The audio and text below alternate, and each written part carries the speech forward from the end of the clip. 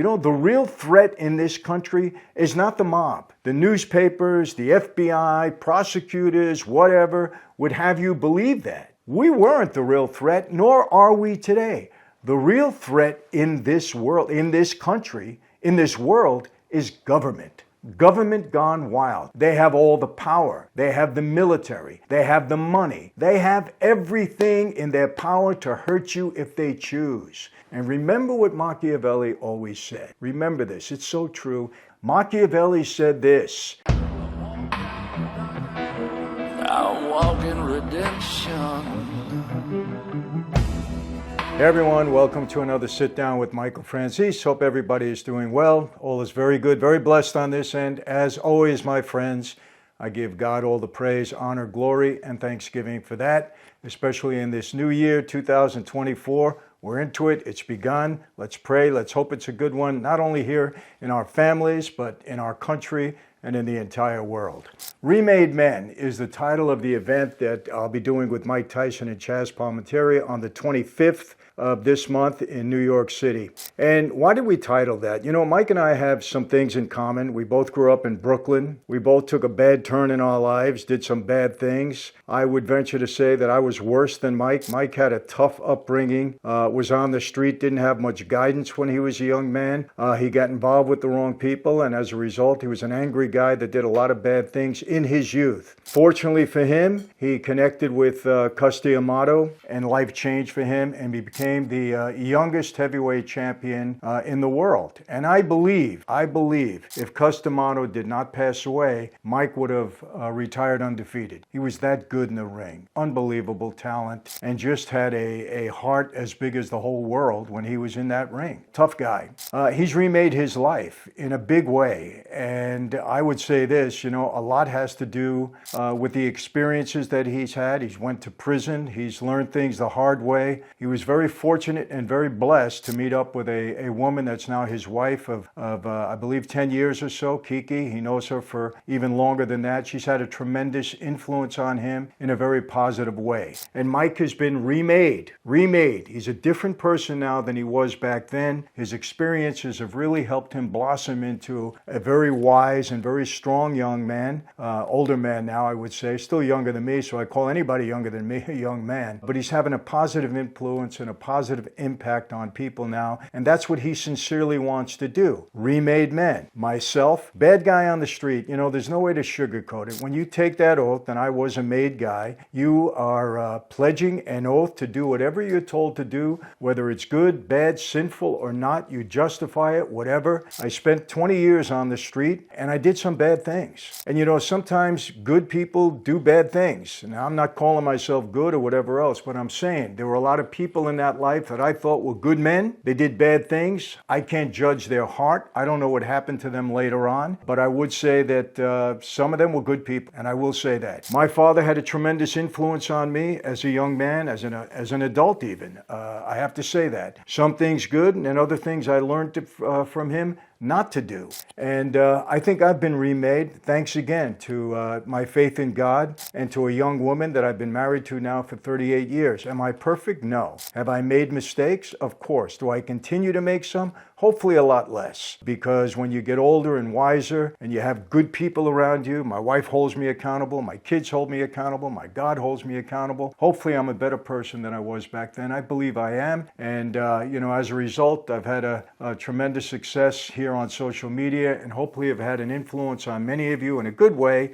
And I've been speaking for the last 25 years to people, to young people, going into prisons, doing whatever. And this is what I'm supposed to be doing, people. I don't deserve any rewards for that. This is what you're supposed to do in life. So in a way, I've been remade. In a good way, I've been remade. Chaz Palminteri, he grew up kind of on the street, knew a lot of people. He was fortunate and smart. He did things right from the very beginning. And as a result, look at his life. He's got a wonderful family life, a great career, and just a really good guy. The three of us are going to be on stage I'm going to be talking about things that you've never heard before. Mike and I have had good conversation about this. Chaz also, he's going to be emceeing it. And we think it's going to be a good night for all. And maybe this will have legs and we'll do it more. We don't know. Let's see how it goes. But I know it's going to be a special night. VIP tickets are already sold out. I'm pretty sure they are anyway. That's what I was told. And tickets are going fast on Ticketmaster. We want to have a great night. We hope to be a positive influence on all of you and entertain you in the meantime. We're going to do a Q&A, going to ask us questions. Mike has some nuggets of wisdom that he's going to share. They just come off the top of his head. He doesn't have to ponder and think or anything else. He just spits them out, so to speak. And hopefully I have a few good things to say, and Chaz will keep us all on track. So that's on the 25th. But remember, again, Remade Men has a real significance. For those of you that are struggling in your life, maybe you did something horrible, maybe you haven't been a good father, husband, whatever, bad guy on the street, did your time in prison, trying to make a comeback. Anybody can do it, people. You surround yourself with the right people, anybody can make a comeback, and hopefully you understand that. And if we can be an influence on you, we'd love to be, because there's nothing more satisfying for me than to getting all the positive comments and notes and messages and emails that I get from every one of you.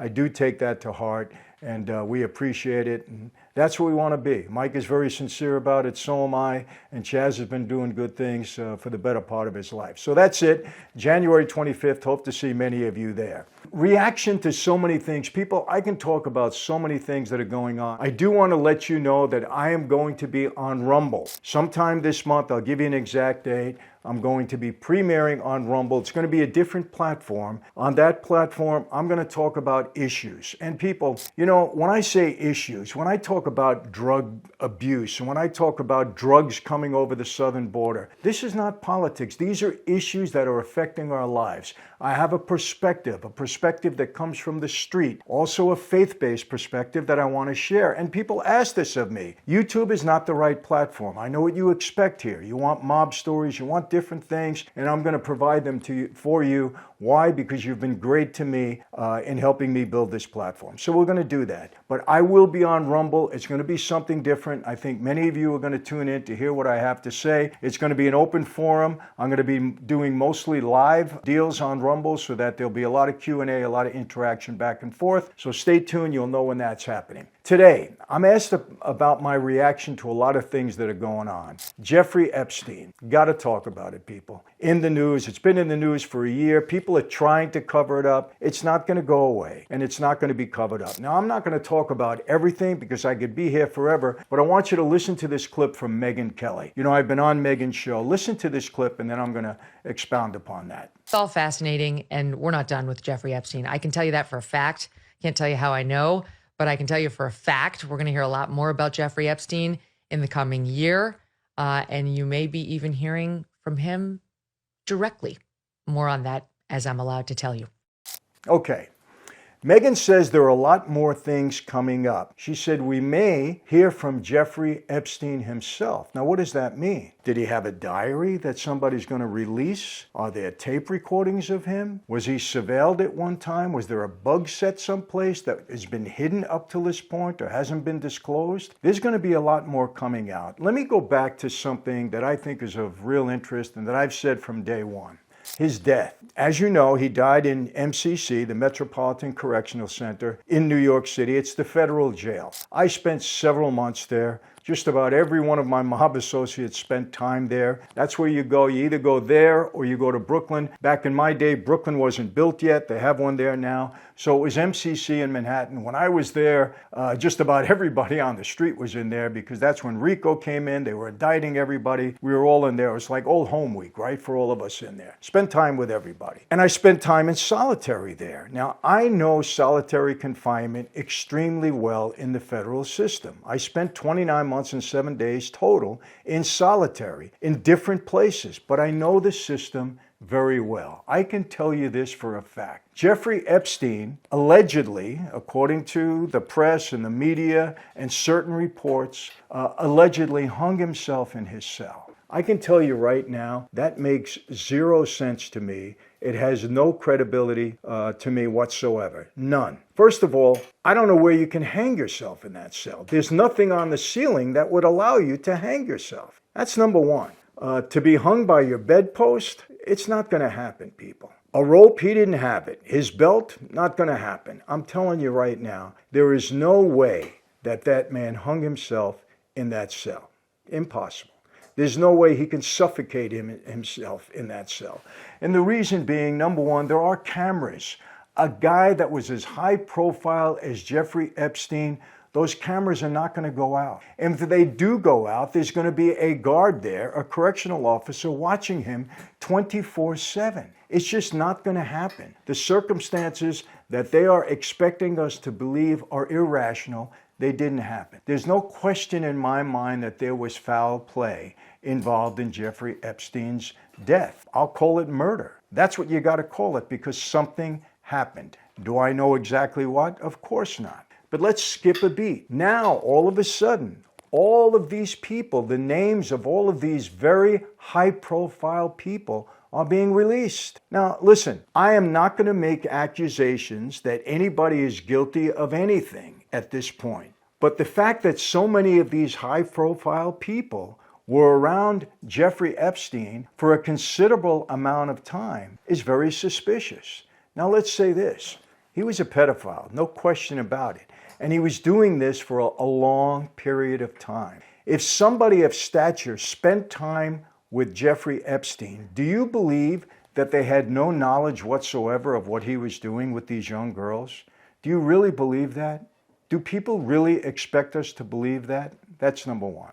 Now, come on, I have to say it. Bill Clinton was mentioned 73 times of being in his presence or being with him or flying to the island or being on a plane, whatever they're saying. Now, let me make this clear. I cannot say that Bill Clinton was guilty of any wrongdoing as far as pedophilia or anything else. I don't have that evidence. And for me, it's always innocent until proven guilty, no matter who you are. I've said this about Andrew Tate, who I consider a friend. I'll say it about Bill Clinton, who I don't know, and I wouldn't support politically. Okay? I don't know that. But it's really hard for me to believe that he was around Jeffrey Epstein for that amount of time and had no idea what the guy was doing. And if he did, why was he associating with him? That's the question. Will we ever find out? I don't know. Now, there are a lot of other people. Prince Andrew, whatever his name is, Prince Andrew, okay? There's a lot of not so good news coming out about him. It's been out there for a while, you know? And there's a lot more. And there were some celebrities that were named. Donald Trump was named. A lot of people were named. This guy had a lot of dirt on a lot of people. Now you say, well, wait a second, Michael. You know, Maxwell, his girlfriend, is now doing 20 years. Wouldn't have she said everything to help herself? Maybe, maybe not. Maybe they told her, if you open your mouth, you're going to get 100 years. Maybe they told her, if you open your mouth, we're going to kill you. Maybe they threatened her. Who knows? Or maybe she knows what she knows and she said it and they kept it quiet. I don't know. I don't know the answer to that. But I will tell you this. Powerful people have the ability to do pretty nefarious things. And I believe, I have to believe, without any real evidence, this is my opinion. It's my belief, without any real evidence, but having experience of being in MCC, that there was foul play with respect to Jeffrey Epstein's death. And yeah, call it murder. Now, do these powerful people have the ability to pull something like that off? What do you think? What do you think? Look, I was on a street. I was a mob guy. Mob guys kill sometimes. We murder. We do bad things like that. We had the ability to do that. Do you actually believe that people in power that have a lot more power? Let me tell you something, people. You know, the real threat in this country is not the mob. The newspapers, the FBI, prosecutors, whatever, would have you believe that. We weren't the real threat, nor are we today. The real threat in this world, in this country, in this world, is government.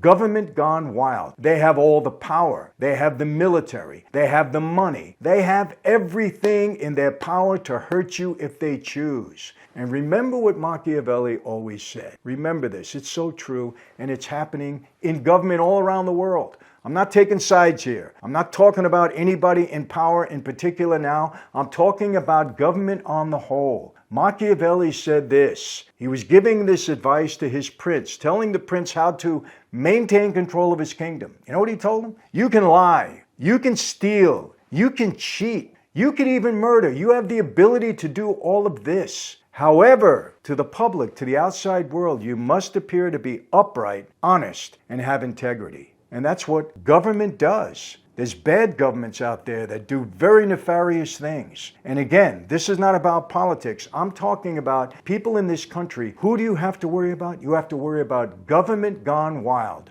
no matter who it is. Republican, Democrat, independent, people in power. They're the ones that you need to fear. Remember that, people, okay? They had you believe that the Mafia, was destroying this country. Not true. We didn't have that power. And look what happened to us. When the government pulled the trigger and created the racketeering law and did all of these things, they destroyed us. Government has that power. So, do people in power have the ability to kill? Absolutely they do. Do they have the ability to control an agency like the Bureau of Prisons that's under their control? They're part of the Department of Justice. Absolutely. Do they want to shield themselves from horrible publicity? Of course they do. Do they know they have the power to do that? Yes, they do. Is it done all the time? No. And I want to tell you this. If the media does its job and reports honestly, they're the ones that hold our public officials accountable.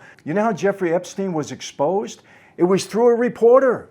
A reporter started nosing around and found out what this guy really was. It was a reporter that did it, doing the job. If the media does their job, a lot of things that go wrong will be exposed because that's what they're trained to do. Not shield, not protect people in government. Their job is to protect the citizens, protect people, and expose wrongdoing by the people in power because the people in power are the ones that can hurt you. So, what am I saying? I'm saying this. There is going to be a lot more coming about Jeffrey Epstein. I think this was too big a deal to be kept quiet. I really do believe that. I could be wrong.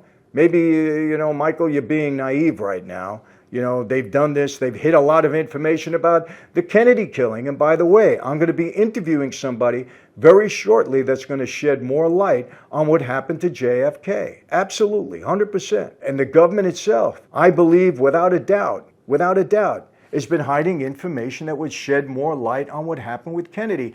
And I do believe, I've told you this my whole life, the mob was involved. And I believe there was government people involved in it too. We're going to talk about it. So that with Jeffrey Epstein, people, my reaction to all of this is no, he didn't commit suicide. And by the way, there is an expert that backs me up, and you can see the information out there. It says there's no way. He was strangled. There's no way. An expert that I hold in very high regard. And again, I don't want to get into names and start doing all of that because it's happening. It's going to be done. Everybody's going to be talking about Epstein. But again, I'll end it with this. Do I believe his death was by suicide? Absolutely not. Do I believe there was foul play? Absolutely. Do I believe that those people in power that want to shield their reputations and don't want this bad stuff coming out that they've been doing for quite some time? Absolutely. Do they have the power to murder? Of course they do. Wake up, people. Don't be naive.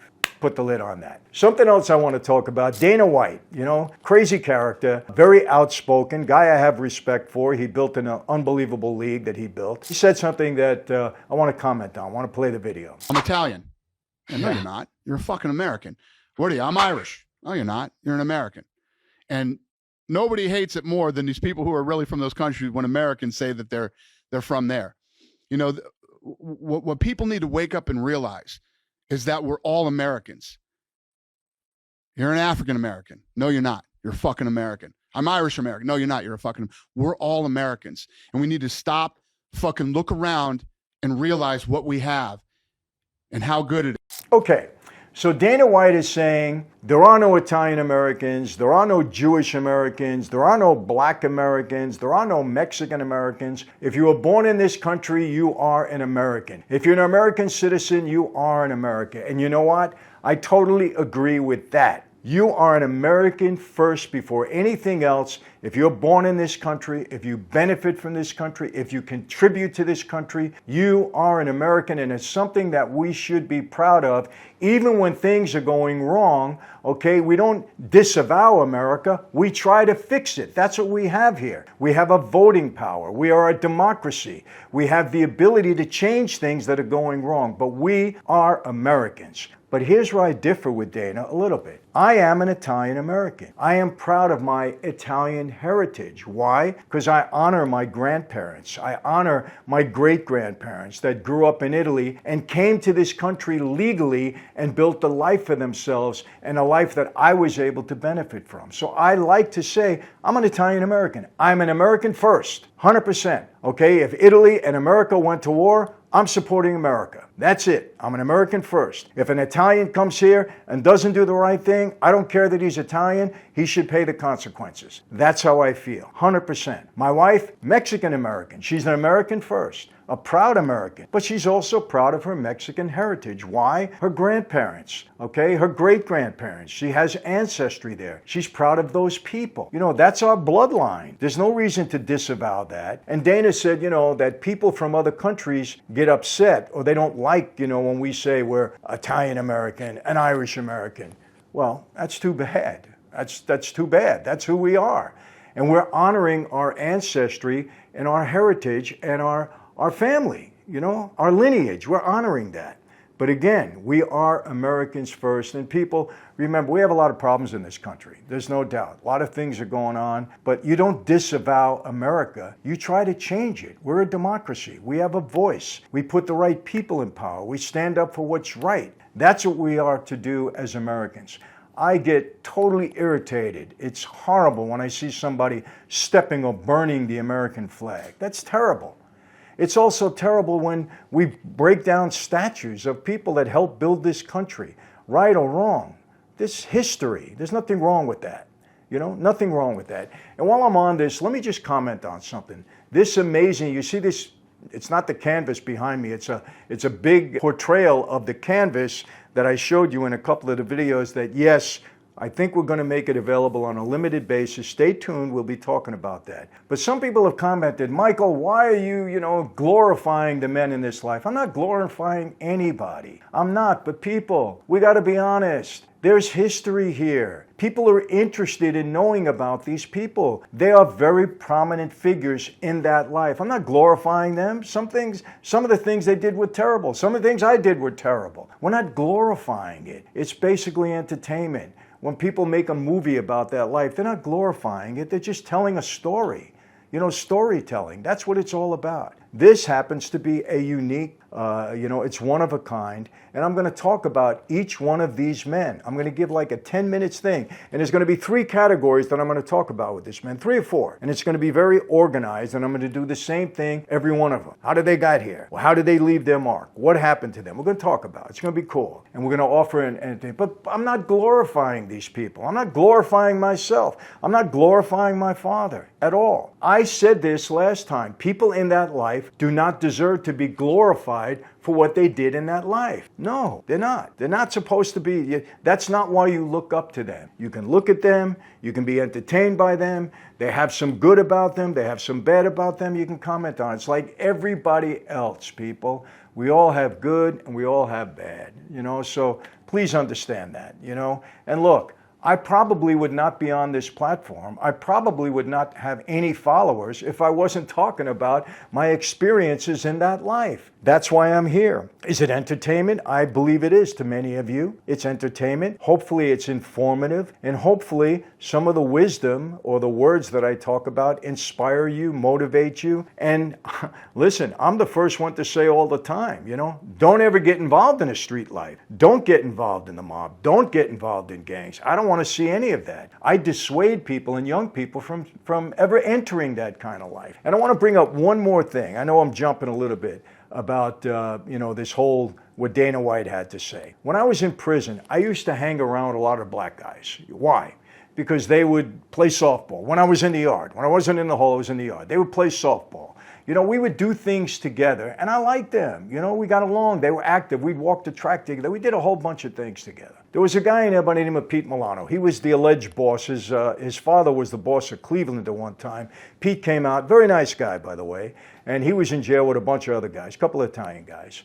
And I was always respectful to him, no doubt, but I didn't really sit with their table. I didn't do all of those things. I didn't. I had 1 or 2 friends in there. I kept I did my time my own way. And So I'm out on the track one day, and Pete sends somebody out, and he says, Pete would like to talk to you. So I go inside, I sit with Pete, and Pete sits with me. He says, Mike, you don't know for nothing. He said, how come you don't hang with us? He said, you're always with the black guys. He said, you're always hanging out with them. Why don't you hang out with us? And I said, Pete, come on, man. I said, first of all, I don't like to tell war stories. It's not what I'm all about. You guys sit around, you talk about the past, you talk about war stories. I'm not into that, number one. Number two, you play cards all day long. I don't like to do that either. I said, I like to get out in the yard, walk the yard, play some softball, do whatever I got to do, go to the gym. You guys don't do that. My friends do that. I said, so please don't tell me how to do my time. I respect you all the time. I never disrespect anybody. But don't tell me how to do my time. I says, and I want to tell you something, Pete. It wasn't a black guy that put me in jail. It was an Italian guy. Okay? That's who the informant was on my case. So please don't tell me. So what am I saying? Okay? I don't care if you're black, white, yellow, green. We're all Americans. We get along. This racial stuff, man, it's never going to end. But we have to try to end it, because it's wrong. We're all human beings, no matter what color we are, whatever. People say, come on, Mike, mob guys didn't like black guys. That's not true. Some guys didn't, yeah. It's like anything else. My father never had a problem with him at all. Okay, Chet Cummins was a good friend. He was the guy that introduced me, to the FBI agents, unfortunately. He didn't know they were undercover agents, but he was a good friend. Okay? He was in the boxing business. We knew each other for a long time. Okay, Marvin Gaye, I knew him fairly well. Dionne Warwick, I knew, but they were all friends. Okay, this is how it goes. This racial stuff has got to stop. I don't want to keep going because, I can go off on this. So I'm going to wrap it up. So Dana White, yes, we are all Americans. We're Americans first. If the country of our heritage was ever to attack America, we defend America. We're Americans first, but there is nothing wrong with honoring our grandparents, our family, our lineage, and the country that we came from. Nothing wrong with that. So I'm going to wrap it up. That's my reactions, people, both to Epstein and to what Dana had to say. How do I always leave you? Same way. This is going to be an exciting year. A lot of great interviews coming up. A lot of them. You're going to enjoy it. A lot of stuff planned. How do I always leave you? Same way. Be safe. Be healthy. God bless each and every one of you and all of your families for a blessed new year. I really hope that for all of you. Yes, I'll see you next time. Take care.